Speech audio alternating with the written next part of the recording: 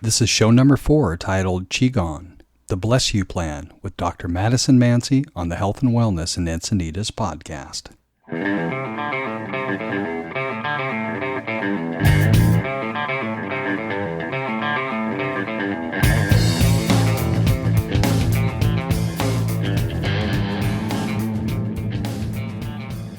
Welcome back. This is Lisa Thorpe at Thorpe Institute of Integrative Medicine and Intel Bio. We are here recording Health and Wellness in Encinitas, and today's guest is Madison Mansy. She is a doctor of Chinese medicine specializing in something very unique. Madison, tell us a little bit about what you do. Sure. So I'm a doctor of Chinese medicine in a very different division of Chinese medicine that most people wouldn't think of. We're not here to talk about needles, herbs, or massage. This division of Chinese medicine is really focused on helping individuals heal through their traumas, working with caring for the physical body, mental strengthening and awareness, and spiritual coping. So a lot of people think that medical Qigong is alternative medicine, but actually it is integrative medicine. So what makes it integrative medicine is the fact that it is evidence-based. And we do have white papers that are out there that are published by PhDs and MDs where they are proving over and over again that medical Qigong is yielding healing results. And there are articles and publications in journals which have talked about how addiction in heroin addicts has gone down. There's been use of medical Qigong therapy in the detoxification of heroin addicts. And there are also several publications out there that discuss the healing benefits with individuals who have breast tumors, breast cancer, and colorectal cancer as well. So it's something that I find to be very powerful that we need to educate the public more on. Well, I am very fortunate to have been to you. I was intrigued because I'd never heard of medical Qigong, and being in the health and wellness industry myself, I love to try it all. And I, like most people, I heard Qigong and I thought, like many do, it's like Tai Chi in the park. But that's not at all what you do. I could talk a little bit about it, but why don't you go ahead and tell people what a session with you, what does it entail? What are they going to experience? Sure, absolutely. So as you said, it is very common that people initially think medical Qigong is like Tai Chi in the park, but there's actually 3 schools of Qigong. You have martial, medical, and spiritual. And I'd say probably about 95% of the teachers, instructors that are out there are trained in martial Qigong, when in actuality, the majority of us really need medical Qigong. Medical. Right. Because we all need healing, right? Right. Yeah. So who comes to see you? What is your target audience, or who do you have the most success with? Really, I see individuals who are struggling through various different types of life crises. But in particular, I really have a passion for being able to give individuals an experience to help them overcome the side effects that they're dealing with as they go through cancer, addiction, and other life crises. The side effects of life. There's so many. Well, I was impressed with your ability to move energy, and not everybody gets this. This is something that, for me, probably there's a percentage of it that's an innate ability. Everything is energy. I think everybody has the ability to sense it, to feel it. You rub your hands together and then pull them apart. You can feel heat. You drag your feet across the floor and then discharge that electrical current into a piece of metal. You'll feel a shock. So everything is energy, and I'm really, really passionate about this concept because it's my work and it's my life work. It's what I do with the technology. However, when you're starting to deal with the more ancient energy medicines, which Qigong would fall into that category, some people are more adept, trained, or naturally talented, and I've had the experience of going to some energy medicine practitioners, and some are more, they gain insight, some are more about being able to just bring calm and literally help you drop into a meditative state. My experience in coming to a session with you is that you really are very powerful at being able to move energy. And I also was very excited, and what I liked about my experience was that there's like homework or take-home prescription Qigong. So it doesn't just stop after that session. There's tools that you give that are based on ancient technology for people to continue the work or the healing. Absolutely. So I'm curious, like, is that standard? Is that what most people experience? Or was that unique to me? Yes, that's very common. Typically what a session entails is usually the individual and myself sit down and we start off with some spiritual counseling. And we really dig into the roots that are where everything first began. After that, I get the individual on the table, and I work with the body because it's important to care for the body. And when we talk about the body, we have 3 bodies: the physical body, the energetic body, and the spiritual body. At the end of the table work, I give each individual a prescription homework exercise. So these homework exercises are usually a moving meditation or a still meditation, and then we follow up from there. So it's really important that it's a two-way street here where the individual I'm working with will learn their own self-help tools and being able to further their healing. I love that, because I really do believe one of the big paradigm shifts today is this old paradigm of, oh, I'm sick or I have a problem, I'm going to go to my doctor, he's going to help fix me, as opposed to the truth and the new paradigm, which is, something's not right, I need to find the answers. And actually, I am the answer, because ultimately the only person that can change what's going on within me is myself. And so I'm going to find the tools, the answers, and I, of course, go and get support from practitioners. You mentioned different energy bodies, spiritual and energy. What was the other one? Physical. Can you talk a little bit about that? Because that's a foreign concept for most people, and even it's kind of new to me. I think I get it, but I'd like to learn more about it. Sure.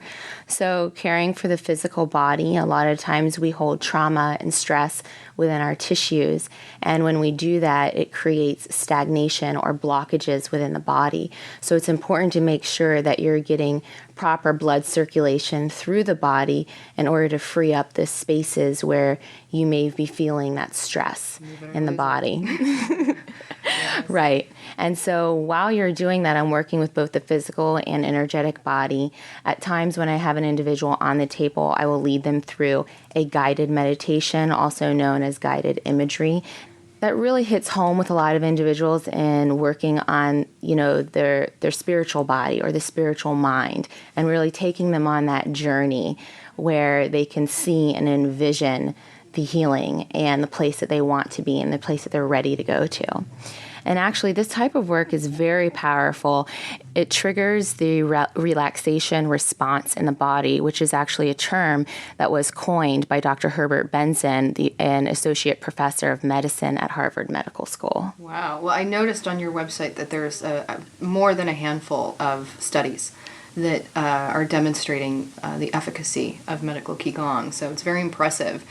Most importantly for listeners, so I know you mentioned patients going through cancer or patients going through addiction, and that you can really help them through that. Maybe you want to share with us a story of a patient that really touched your heart. Okay, there's so many. Sure. So I've worked with several individuals where they come to me in tears and they think this is their last resort, because most individuals are so used to depending on conventional medicine. And when they feel like everything is failing them and there's nothing left, that's usually when they turn to me. So usually I see individuals who are in a very late stage of their cancer or addiction that they're struggling with. And so I had this individual come see me, and, we worked together for over a year, I'd say, and her MDs told her, it's time to start preparing to go. I mean, she started off with a breast cancer that went to the brain, and then it became systemic throughout her entire body. And so she continued to see me for private one-on-one sessions. And then she also came to all of my classes. And through working together after about 1.5 years, when she went to her MD for a follow-up, they told her, your cancer is no longer traceable in your body. Wow. And here this woman thought that was it. It was time to start preparing. And now her entire life is just, it's back. Right. She has a new life now. Right. And I'm privy to stories like this, so it's not a shock to me. It might be shock to some, but it's not a shock to me. And I'm so grateful that you're out there doing the work that you're doing and providing people the information and the tools to help heal and even cure themselves, because it is possible. I realized that we never touched on the energy. We talked about physical and then spiritual, but did we talk about the third part? The physical body, the energetic body, and the spiritual body. Energetic. Okay, so this was what I was curious about. What's the difference? I mean, we all know what the physical body is. What's the difference between the energy body and the spiritual body? Okay, great question.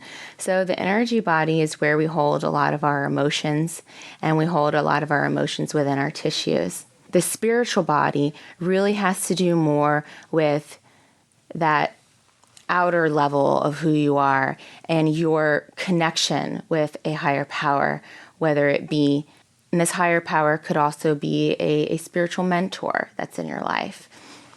And so when I take individuals on a trip, a mental trip, a spiritual trip, when I guide them through some imagery, that's when you're really able to tap into the spiritual body of a person, and it takes them to another place of healing. The spiritual body is like our core essence. It's that thing that stays even after the body dies, and the body's the body, and then the energy body, I'm guessing, so that's kind of like the energy that's inhabiting the body. Is that correct? Right. An example that I love to give people is if you think about somebody who has PTSD. Say that you have somebody who gets bit by a dog as a child, and now this person is grown up, and every time they see a dog, their entire body clenches, and they get all scared, and they jump and they jerk and they start jumping around. Right. Well, the dog didn't touch them, so why are they doing that? Well, they're doing that because the energy body and the physical body has that memory, and the trauma is still within the tissues. So you can talk about it all day long, as much as you want, with a psychologist or a talk therapist. But until you can really get into the body and work with healing and peeling away those traumas from the tissues, that person's not going to have a complete system of care. Right. I've had that experience. I've done some energy work called NeuroEmotional Technique, where they use reflexology to muscle test the body to identify a root cause issue, and it went back to a childhood incident where I actually got bit by a hamster. Oh, wow. I never would have even remembered this incident. However, in fact, they were able, by process of deduction and testing my arm to see when I stayed strong and when I went weak, that it happened during this time in my life, and I suddenly went, oh my gosh, yeah, I got bit by this animal, this pet that I had. So we cleared that trauma and the correlating current trauma. Mm-hmm. And it's amazing what we can do and what happens when we remove or heal past traumas. And I know, like you were talking about healing cancer, there's a doctor from Germany that created a methodology called German New Medicine, and it's all based on this premise that cancer has an emotional root. And he's had very miraculous things happen as a result of addressing the emotional traumas that people with cancer have suffered in their past. And they have some amazing results. And it's not to say that it's the only piece of the puzzle. Certainly, toxicity and your diet and all of these other things, genetics, these are all playing a part. But I think if there's any part of it that needs to have more light shed, it is this energetic, and like you said, the energetic body, the past traumas that are living within us that have been unresolved and are keeping us from healing. And I love the term blockage or impedance. This is exactly the business in my corporate life that I'm in. I mean, we work with a technology that literally we put 2 probes on the skin and it gives us a reading that is the level of impedance. Or conversely, we see the level or lack of level of conductivity, because healthy tissue is conductive. And that's able to clear impedance on a very physical level. But I'll tell you, we kind of have not a joke, but we have a saying, like, who's going to cry at this training? Because every single time we do a training and everybody's treating each other, somebody's going to break down in tears. Because when you start melting away these blockages on a cellular level, where there's blockage, and it could be in the form of scar tissue, it can be in the form of just low vitality, and that means on a cellular level, some of the ion channels aren't working at full capacity. The average cell, I think, has between like 20 and 23 ion channels, and maybe only a percentage of them are actually open and functioning correctly. So when this absorbable current, very intelligent absorbable current, is passed through the tissue, and the toxins that are released, the patient feels probably whatever was happening when that got blocked, right? Right. And so there are tears that flow, and people have memories and lucid dreams, and I'm sure you see the same thing with your patients. 100%. Yeah, it's amazing. I love what I do. I love what you do, and I loved my homework. I loved having a tool. I love tools that keep the healing moving, because it's about flow. Right. Creating the natural flow and bringing us back to our natural energetic state. So I definitely want to make sure that everybody knows how they can find you, and once again, who should find you. I think you're on Yelp, and I know you're MadisonMansy.com. Is there anything else you want to let people know and direct them to before we wrap up today? Those are 2 great methods of contact for me. So please just, you can visit my website at MadisonMansy.com, as you stated. And also, if you'd like to see what individuals are saying about their care with me, feel free to type my name into Yelp, Madison Mansy. Madison Mansy. Awesome. And we like to get your number 1 health tip for people. What would be the number 1 thing you would advise people to stay healthy and well? Number 1, I would say take some time for yourself. It's really important to be able to at least take 5 minutes. If you're not already meditating every day, take 5 minutes of quiet time to yourself. Awesome. That I just was at the USANA convention, and Dr. Oz spoke, and that was almost exactly what he said as one of his number 1 health tips, was to take 7 minutes every day and sit and meditate or be still, as well as 7 minutes of a little bit of stretching. So your recommendations up there with one of the top respected doctors in the country right now. So it's interesting advice. you say that, Lisa, because he actually has a quote about medical Qigong where he says, if you want to live to be 100, do medical Qigong. Awesome. Well, great. Thank you so much for coming in today. I know it was kind of hurried coming right off a plane from San Francisco, so thank you so much for taking the time and showing up, and it's just a pleasure to know you and be working in the healing field with you. Thank you for welcoming me here today, Lisa. This is Health and Wellness in Encinitas. I'm Lisa Thorpe with Thorpe Institute of Integrative Medicine and Intel Bio.